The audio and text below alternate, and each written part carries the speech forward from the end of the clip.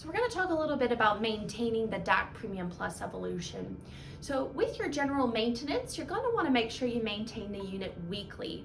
And it seems like a minor point, but you do really want to make sure that you wipe the entirety of the inside of the chamber and the trays at least once a week with a lint-free cloth. Okay, this is going to help to prevent any residues or rust buildup.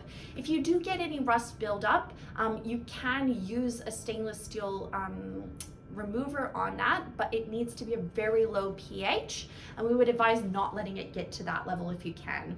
So all you would simply do is wipe everything down with your lint-free cloth, and in any areas where you're seeing some residue, you'll want to use a neutral detergent.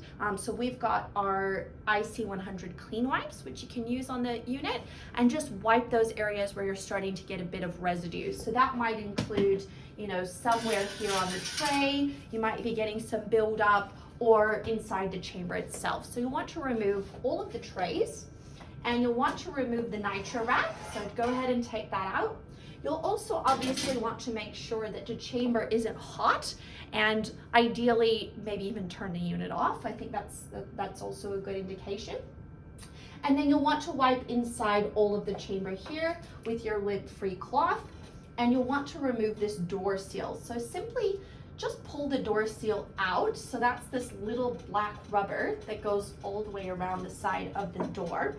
So you want to pull this completely off, wipe and clean this door seal, and then place it back in.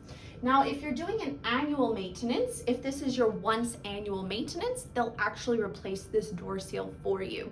So you can see it's not very difficult to take off, but what we're doing is we're going to just do a visual inspection and make sure that there's no tears or areas on the door seal that are getting too worn. If this isn't sealing properly, the entire unit won't dry properly. So that's very important. So once you've replaced the door seal, just make sure you press that in firmly to make sure that it's reaffixed properly to the chamber. Now you can see here that there's a note, and that's just advising you that about 2 drops of oil need to be installed inside this threading once a month. So that's really important. There's a small oil, it looks just like this, that comes with the device, and that needs to be oiled once a month. Now, in addition to that, you need to clean the spindle with a lint-free cloth. So you'll want to go ahead and once again wipe everything down in the actual chamber itself, including this locking spindle and all the componentry inside with the lint-free cloth. And that's pretty much it for the once a month. We want to make sure that we're always regularly also draining the unit. So you can see here, this is our manual fill and drain.